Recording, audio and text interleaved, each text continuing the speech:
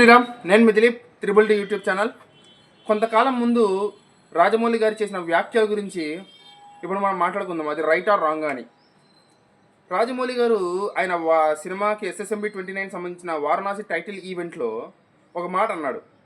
ఏమన్నాడంటే, నాకు దేవుడి మీద పెద్దగా నమ్మకం లేదండి, కానీ ఇందాక మా నాన్నగారు వచ్చి భుజం తట్టి దేవుడే నడిపిస్తాడు అనగానే నాకు కోపం వచ్చింది, ఇదేనా నడిపించడం అని చెప్పాను.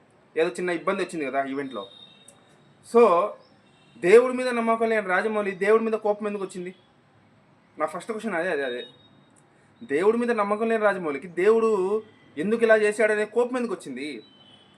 ఇప్పుడు ఒక 2 పాయింట్లు చెప్తాను నేను.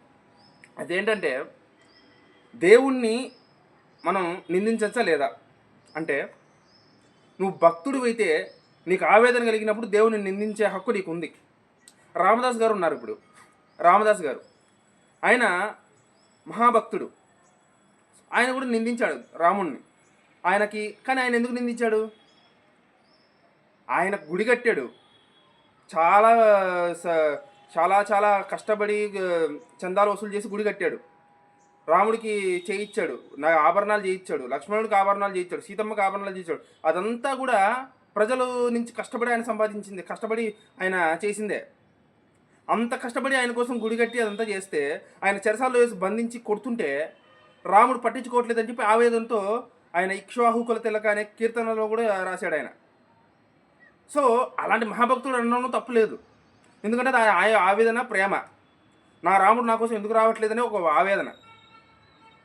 మరి అలాంటి ఆయన చెప్తే ఒక అర్థం ఉంది, అలాంటి ఆయన అన్నాడంటే ఒక అర్థం ఉంది. నమ్మకం లేని రాజమౌళికి అనే హక్కు ఎక్కడిది? ఇక రెండో పాయింట్ ఏంటంటే, ప్రతి సినిమాలో ఆయన this is SS Rajamouli film అని చెప్పి వేసుకుంటాడు కదా, ఒక బ్రాండ్. ఆ సినిమాలన్నీ సక్సెస్ అయ్యాయి.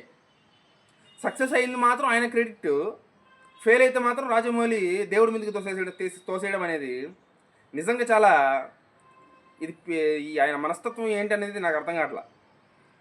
ఇలా ప్రతి ఒక్క సామాన్యమైన స్వార్థపరుడుకున్న లక్షణమే అది.